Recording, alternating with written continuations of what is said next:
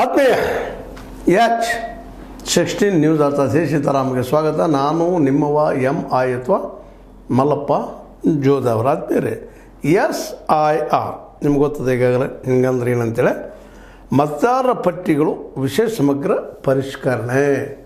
ಮತದಾರರ ಪಟ್ಟಿಗಳು ಪರಿಷ್ಕರಣೆ ಮಾಡಿ ಸತ್ತವ್ರನ್ನ ಕಿತ್ತಾಕೆ ತೆಗೆದಾಕೆ ಮತ್ತು ಹೊಸದಾಗಿದ್ದಂಥವ್ರು ಸೇರಿಸುವಂಥ ಒಂದು ಪ್ರಕ್ರಿಯೆ ಇದು ಚುನಾವಣಾ ಆಯೋಗ ಮಾಡ್ತಾ ಇರ್ತದೆ. ಕೇಂದ್ರ ಚುನಾವಣಾ ಆಯೋಗ ಕೇಂದ್ರ ಚುನಾವಣಾ ಆಯೋಗ ಈಗ ಏನಪ್ಪ ಅಂತಂದ್ರೆ ಬಿಹಾರದಲ್ಲಿ ಮಾಡಿ ಮುಗಿಸದ. ಇನ್ನು ಇದನ್ನು ಎರಡನೇ ಹಂತದಲ್ಲ, ವಿಶೇಷವಾಗಿ ಪಶ್ಚಿಮ ಬಂಗಾಳ, ಉತ್ತರ ಪ್ರದೇಶ, ತಮಿಳುನಾಡು, ರಾಜಸ್ಥಾನ, ಪುದುಚೇರಿ, ಮಧ್ಯಪ್ರದೇಶ, ಕೇರಳ, ಗುಜರಾತ್, ಗೋವಾ, ಛತ್ತೀಸ್ಗಢ, ಲಕ್ಷದ್ವೀಪಗಳಲ್ಲಿ ಸಹಿತ ಅಂಡಮಾನ್ ನಿಕೋಬಾರ್ಗಳಲ್ಲಿ ಸಹಿತ ಈ ಪ್ರಕ್ರಿಯೆ ಮಾಡೋದು. ಇದರಲ್ಲೇ 51 ಕೋಟಿ ಜನರ ಅಂದಾಜು ಏನಪ್ಪ ಅಂತಂದ್ರೆ ಈ ಮತದಾರ ಪಟ್ಟಿಯಲ್ಲಿ ಸೇರಿಸೋದು ಅಳಿಸೋದು ಇಲ್ಲದವ್ರು ಅಳಿಸಿ ಹೋಗೋದು, ಇದ್ದವ್ರನ್ನ ಸೇರಿಸೋದು, ಹೊಸದಾಗಿ ಬಂದವ್ರನ್ನ ಸೇರಿಸೋದು, ಇಲ್ಲದವ್ರನ್ನ ಅಳಿಸಿ ಬಿಟ್ಬಿಡೋದು. ಅಂದ್ರೆ ಸತ್ತವರಾಗಿರ್ಬೋದು, ಆ ಪ್ರದೇಶ ಬಿಟ್ಟು ಹೋದವರಾಗಿರ್ಬೋದು, ಮತ್ತವರು ಅಂದ್ರೆ ಪ್ರತಿ ಮನೆಗೂ ಹೋಗಿ ಅವರಲ್ಲಿ ಎಷ್ಟು ಜನ ಇದ್ದಾರೆ, ಮತದಾರ ಎಷ್ಟು ಜನ ಇದ್ದಾರೆ, ವಯಸ್ಸಿಗೆ ಬಂದವರು ಎಷ್ಟಿದ್ದಾರೆ, ವಯಸ್ಸಿಗೆ ಬಂದವರನ್ನು ಸೇರಿಸೋದು, ವಯಸ್ಸಾಗಿ ಗೋವಿಂದ ಅನ್ನೋರಿಗೆ ಅದನ್ನು ಅಳಿಕೆ ಸಾಕುವಂಥ ಕೆಲಸ ಇದು ಮಾಡ್ತಾಯಿಲ್ಲ.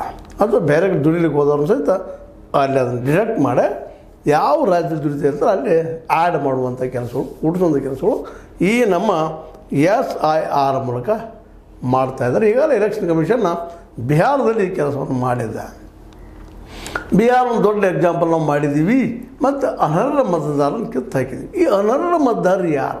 ಸ್ವತಂತ್ರವಾದ ಮೀಡಿಯಾಗೆ ಬೇಕಾಗಿರುವುದು ಸ್ವತಂತ್ರ ಧ್ವನಿ. ಆ ಸ್ವತಂತ್ರ ಧ್ವನಿ ಉಳಿಸಲು ನೀವು ಮಾಡಬೇಕಾದದ್ದು ಇಷ್ಟೇ. ಅದೇನಪ್ಪಾ ಅಂತಂತಂದ್ರೆ ನಿಮ್ಮ ಕೈಲಾದಷ್ಟು ಸಹಾಯ ಈ ಚಾನಲ್ಗೆ ಮಾಡಿ ಹಾಗೂ ನಿಮ್ಮ ಧ್ವನಿಯನ್ನು ಕಾಪಾಡಿಕೊಳ್ಳಿ. ಹೊರಗೆ ದೇಶದ ಬಂದವರು ಮತ್ತೆ ಅವ್ರನ್ನ ಕಿತ್ತು ಹಾಕ್ತೀವಿ. ಅದನ್ನು ಯಾವ ಆಧಾರ ಮೇಲೆ ಡಿಸೈಡ್ ಮಾಡ್ತೀರಿ ಅಂದಾಗ ಅದಕ್ಕೆ ಅವರಲ್ಲಿ ದಾಖಲಾತಿಗಳು, ಅದರಲ್ಲೂ ಆಧಾರ ನಾವು ಹಿಡಿದ್ರೆ ಉಳಿದು ಇರಬೇಕು. ಒಂದು 11 ಡಾಕ್ಯುಮೆಂಟ್ಸ್ ಕೊಡ್ತಾರೆ. ಕೊನೆಗೆ ಇದರಲ್ಲಿ ಸುಪ್ರೀಂ ಕೋರ್ಟ್ ಎಂಟ್ರಾಗೆ ಇಲ್ಲ ಆಧಾರವನ್ನು ತೊಗೊಳ್ಳೇಬೇಕು ಆಗಿರ್ತದೆ ಅಂತ ಹೇಳಿದ್ರು ಸಹಿತ ಎಲೆಕ್ಷನ್ ಕಮಿಷನ್ ತೊಗೊಂಡಿಲ್ಲ. ಹೀಗಾಗಿ ಅದೊಂದು ದೊಡ್ಡ ವಿವಾದ ಆಗಿದ್ದೂ ಇಲ್ಲಿ ಯಾರೂ ಮೆರಲಿಕ್ಕೆ ಸಾಧ್ಯ ಇಲ್ಲ. ಯಾಕಂದರೆ ಸ್ವತಃ ಕಾಂಗ್ರೆಸ್ ಹೇಳ್ತದೆ ಏನಪ್ಪ ಅಂತ, ಕಾಂಗ್ರೆಸ್ ಆರೋಪ ಮತ್ತು ವಿರೋಧ ಪಕ್ಷದೆಲ್ಲನೂ. ಅದರಲ್ಲೂ ಮುಖ್ಯವಾಗಿ ಇವತ್ತು ನಮ್ಮ ವೆಸ್ಟ್ ಬೆಂಗಾಲ್ದಲ್ಲಿ ನಡೆದಿರೋದು SIR. ಅಲ್ಲಿ ನಮ್ಮ ಮಮತಾ ಬ್ಯಾನರ್ಜಿಯವರು ಇದನ್ನು ಪೂರ್ತಿಯಾಗಿ ವಿರೋಧ ಮಾಡ್ತಾಯಿದ್ದಾರೆ. ಅಲ್ಲಿ ಗೌರ್ಮೆಂಟ್ ಏನಪ್ಪ ಅಂದರೆ ಇದು ರಕ್ತಪಾತಕ್ಕೆ ಕಾರಣ ಆಗ್ಬೋದು ಅಂತೇಳಿ. ಅಂದರೆ ಕೆಲವೊಂದು ಜನರನ್ನು ಇವರು ನಮ್ಮವರಲ್ಲಪ್ಪ, ಬಾಂಗ್ಲಾದೇಶವರು ಮತ್ತೊಂದು ದೇಶವರು ಅಂತೇಳಿ ತೆಗೆದು ಹಾಕೋ ಸಾಧ್ಯತೆಗಳಿದ್ದಾವ ಅನ್ನುವಂಥ ಭಯನ ವ್ಯಕ್ತಪಡಿಸಿದ್ದಾರೆ. ಅಂದರೆ ಇಲ್ಲಿದ್ದಂಥ ಮತದಾರನ ಕಿತ್ತು ಹಾಕ್ಬೋದು ಇವರು. ಯಾಕೆಂದರೆ ವೆಸ್ಟ್ ಬೆಂಗಾಲ್ದಲ್ಲೇ ವಿಶೇಷ ಬಂಗಾಲದ ಜನ, ಬಾಂಗ್ಲಾದೇಶ ಜನ ಬಂದಿರ್ತಾರೆ, ಅವರು ಇಲ್ಲಿ ಉಳಿದಾರೆ. ಅವರ ಹೆಸರನ್ನು ಡಿಡಕ್ಟ್ ಮಾಡಬೇಕು ಅನ್ನೋದು ಒಂದು ಸೂಕ್ಷ್ಮವಾದ ಅಜೆಂಡಾ. ಆದಷ್ಟು ಮುಸ್ಲಿಂ ಹುಡುಗರನ್ನು ಕಡಿಮೆ ಮಾಡೋದು ಇರಬಹುದು ಇಲ್ಲ ಅಂದರೆ ಸಂಶಯ ವ್ಯಕ್ತಪಡಿಸ್ತಾ ಇದ್ದಾರೆ ಈ ಇಂಡಿಯಾ ಸಂಘಟನೆಯ ವಿರೋಧ ಪಕ್ಷದ ನಾಯಕರು. ಹೀಗಾಗಿ ಈ ಒಂದು ವೆಸ್ಟ್ ಬೆಂಗಾಲ್ದಲ್ಲಿ ಏನಾದರೂ ನೀವು ಅಂಥ ಕೆಲಸ ಮಾಡಿದ್ದಾರೆ ಅಂದ್ರೆ ಬಿಹಾರದಲ್ಲಿ ನೋಡ್ರಿ, ಆ್ಯಕ್ಚುಲಿ 65 ಲಕ್ಷ ಜನರು ಮತದಾರರು ಕಡಿಮೆ ಆಗಿದ್ದಾರೆ. ಆದರೆ ಒಬ್ಬ ಹೊಸದಾಗಿ ಬಂದವರು ಸೇರಿಲ್ಲ. ಇದು ಅದ್ಭುತ. ಇದನ್ನೇ ವಿರೋಧ ಮಾಡ್ತಾ ಇದ್ದಾರೆ ಕಾಂಗ್ರೆಸ್ಸಿಗರು ಮತ್ತು ಇಂಡಿಯಾ ಗಠಬಂಧನವರು ಸ್ಪಷ್ಟ ಹೇಳ್ತಾ ಇದ್ದಾರೆ. SIR ಪ್ರಕ್ರಿಯೆ ನಡೆದಾಗಲೆಲ್ಲ ಚುನಾವಣಾ ಆಯೋಗದವರು ಪ್ರತಿ ಮನೆಗೆ ಹೋಗಿ ಹೊಸ ಮತದಾರರನ್ನು ಸೇರಿಸುತ್ತಾರೆ. ಮತ್ತು ಅದ್ರ ಜೊತೆ ಇನ್ನೊಂದೇನು ಮಾಡಿದ್ರೆ ಕೈ ಬಿಡಬೇಕಾದ್ರೆ ಹೆಸರನ್ನು ಪಟ್ಟಿದ್ದು ಕೈ ಬಿಡ್ತಾರೆ. ಕೈ ಬಿಡಬೇಕಾದವರು ಅಂದ್ರೆ ಸತ್ತವರು. ಅದ್ರ ಜೊತೆ ಇನ್ನಷ್ಟು ಏನಪ್ಪ ಅಂತಂದ್ರೆ ಬೇರೆ ಕಡೆಗೆ ಉದ್ಯೋಗಕ್ಕೆ ಹೋದವರು, ಬೇರೆ ರಾಜ್ಯಕ್ಕೆ ಹೋದವರು ಅವ್ರನ್ನ ಡಿಡಕ್ಟ್ ಮಾಡ್ತಾರೆ ಅನ್ನುವಂಥದ್ದು. ಕೈ ಬಿಡಬೇಕಾದ ಹೆಸರನ್ನು ಪಟ್ಟಿಯಿಂದ ಅಳಿಸುತ್ತಾರೆ. ಆದರೆ ಬಿಹಾರದಲ್ಲಿ ಒಬ್ಬ ಮತದಾರನನ್ನು ಪಟ್ಟಿಗೆ ಸೇರಿಸಿಲ್ಲ. ಹೋದ್ರೆ ನೀಡಿದಂಥವ್ರು ಮತ್ತು ಇದ್ದವ್ರನ್ನ ಸೇರಿಸ್ಬೇಕಲ್ಲ, ಹೊಸದಾಗಿ ಮತದಾರನ ಸೇರಿಸ್ಬೇಕಲ್ಲ, ಅದರಲ್ಲಿ ಸೇರಿಸಿಲ್ಲ. ಸತ್ತವ್ರ ಡಿಡಕ್ಷನ್ ಮಾಡಿದಿರಿ, ತೆಗೆದು ಹಾಕಿದ್ರಿ, ಮುಂದೆ ಆಧಾರ್ ಕಾರ್ಡ್ ಇದ್ದವ್ರನ್ನೂ ಸಹಿತ ಕಿತ್ತು ಹಾಕಿ ಹೋಗಿಬಿಟ್ಟಿದ್ರಿ ಅನ್ನೋ ಆರೋಪ ಮಾಡ್ತಾ ಇದ್ದಾರೆ. ಹೀಗಾಗಿ 65 ಲಕ್ಷ ಮತಗಳನ್ನು ಅಳಿಸಲಾಗಿದೆ.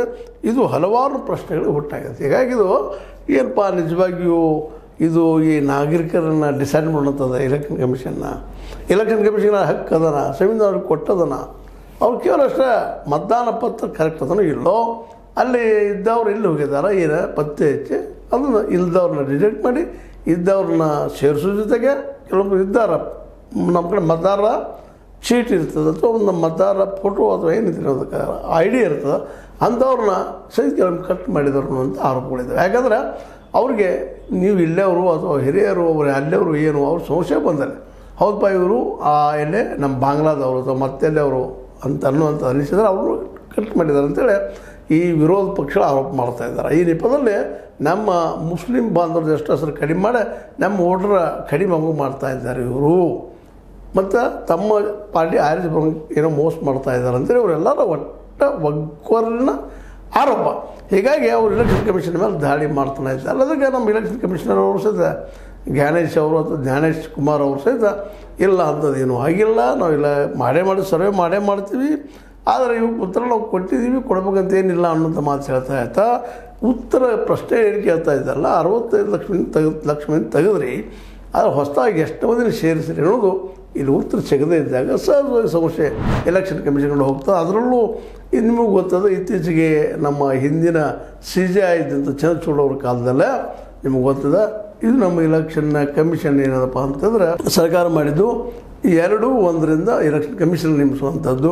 ಹೀಗಾಗಿ ಆವತ್ತು ಸುಪ್ರೀಂ ಕೋರ್ಟ್ ಹೇಳಿದ್ದೇನಪ್ಪ ಅಂತಂದ್ರೆ ಈ ಒಂದು ಕಾರ್ಯಾಂಗದಿಂದ ಅಥವಾ ಒಂದು ನಮ್ಮ ಮಂತ್ರಿ ಮಂಡಳದಿಂದ ಅಥವಾ ಆಡಳಿತಾರೂಢ ಪಕ್ಷದಿಂದ ಪ್ರಧಾನಿ ಮತ್ತು ಇನ್ನೊಬ್ಬರು ಅವ್ರ ಪಕ್ಷದ ಅಥವಾ ಆಡಳಿತ ಇನ್ನೊಬ್ಬ ಮಿನಿಸ್ಟರ್, ಹೋಮ್ ಮಿನಿಸ್ಟರ್ ಇರ್ಬೋದು, ಯಾರೇ ಇರ್ಬೋದು, ಅವ್ರು ತೊಗೊಂಡು ಇನ್ನೊಬ್ಬ ವಿರೋಧ ಪಕ್ಷದ ನಾಯಕ 3 ಮಂದಿ ಓಟ, 3 ಮಂದಿ ಓಟದಲ್ಲಿ ಯಾರ ಕಡೆ 2 ಹಾಕಲ್ಲ ಅವರ ಕಮಿಷನರ್ ಆಗೋದು ಎಲೆಕ್ಷನ್ ಕಮಿಷನರ್. ಹೀಗಾಗಿ ಅದು ಮಾಡಿದಕ್ಕಾಗಿ ತಿದ್ದುಪಡಿ ಮಾಡಿದಕ್ಕಾಗಿ ಇವತ್ತೇನಾಗಿಬಿಟ್ಟದಪ್ಪ ಅಂತಂದ್ರೆ ಈ ನಮ್ಮ ಅವತ್ತು ಸಂಶಯ ವ್ಯಕ್ತಪಡಿಸಿದ್ದು ನಮ್ಮ CJI ಚಂದ್ರಚೂಡ್ ಅವರು ಮತ್ತು ಅವತ್ತಿನ ಏನಪ್ಪ ಅಂದರೆ ಈ ಏನಪ್ಪ ಜನ ಅಥವಾ ಅದು ನಮ್ಮ ನ್ಯಾಯಾಂಗ ಒಪ್ಪಿಗೆ ಕೊಟ್ಟಿತ್ತು ಅದನ್ನೆಲ್ಲ ಇನ್ನೊಬ್ಬರು ವಿಶ್ವಾಸಾರ್ಹ ಆಗುವಂಥ ವ್ಯಕ್ತಿ ನ್ಯಾಯಾಂಗದ ಹೆಡ್ ಇರಲಿ, CJI ಇರಲಿ ಅಂತೇಳಿ.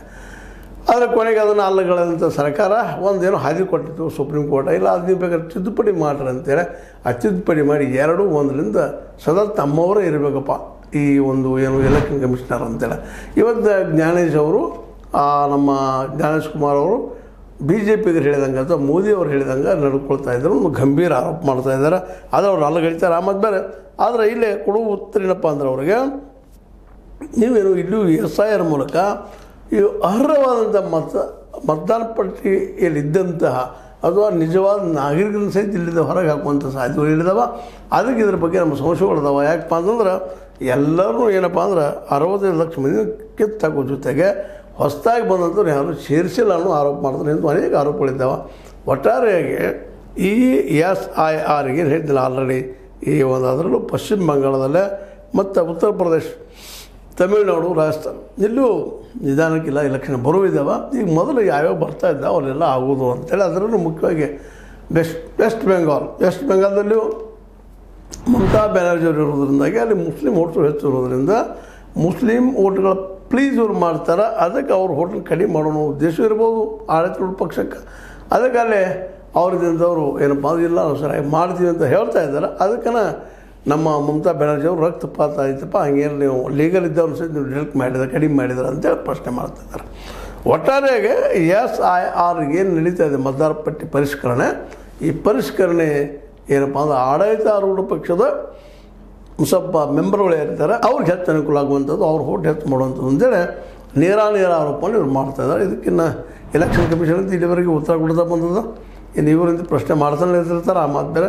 ಆದರೆ ಈಗಂತೂ ಅದಕ್ಕೆ ಅಮೆಂಡ್ಮೆಂಟ್ ಮಾಡಲಾರ್ದು ಹೊಸ ಏನೂ ಮಾಡಲಿಕ್ಕೆ ಸಾಧ್ಯ ಇಲ್ಲ. ಹೊಸ ಎಲೆಕ್ಷನ್ ಕಮಿಷನ್ ಆಯ್ಕೆ ಮಾಡೋದಕ್ಕೆ ಅದನ್ನು ಅನಿವಾರ್ಯವಾಗಿ ಇವತ್ತಿನ ಈ ವಿರೋಧ ಪಕ್ಷ ಅನುಭವಿಸ್ಬೇಕಾಗಿದೆ ಅಂತ ಹೇಳ್ತಾ, ಅದೇನೋ ಆಗಲಿ SIR ಒಂದು ರೀತಿ ಉತ್ತಮನ ಎಷ್ಟು ಜನ ಇದ್ದಾರಪ್ಪ ಪ್ರಾಮಾಣಿಕ ಈ ದೇಶದ ಪ್ರಜೆಗಳು ಹೊರಗಿನವ್ರು ಯಾರು ಅನ್ನೋದು ಒಂದು ಕ್ಲಿಯರ್ ಆಗ್ತದೆ. ಯಾವ ಸರ್ಕಾರ ಇವರಿಗೆ ಮಾಡಿಲ್ಲ ಕೆಲಸವನ್ನು ಎಲೆಕ್ಷನ್ ಕಮಿಷನ್ ಮಾಡಲಿಕ್ಕತ್ತದ, ಅದು ಒಂದು ದೃಷ್ಟಿಯಿಂದ ತಪ್ಪಾದ್ರೆ ಇನ್ನೊಂದು ದೃಷ್ಟಿಯಿಂದ ಆಗಬೇಕಲ್ರಿ, ಇದು ಹೊರಗಿನವ್ರು ಹೋಗ್ಬೇಕಲ್ಲ ನಮ್ಮ ದೇಶ ಬಿಟ್ಟು ಅನ್ನೋದು ಅಷ್ಟು ಸತ್ಯದ. ಅದ್ರ ಬಗ್ಗೆ ಇನ್ನಷ್ಟು ತೀವ್ರವಾದಂಥ ಶೀಘ್ರವಾದ ತನಿಖೆಗಳಾಗಿ ಒಂದು ಡಿಸ್ಕಷನ್ ಮುಂದೆ ಈ SIR ಬೇಕೋ ಬೇಡವೋ ಅನ್ನೋದನ್ನು ಡಿಸೈಡ್ ಮಾಡಲಿ ನಮ್ಮ ಸರ್ಕಾರ ಅಂತ ಹೇಳ್ತಾ.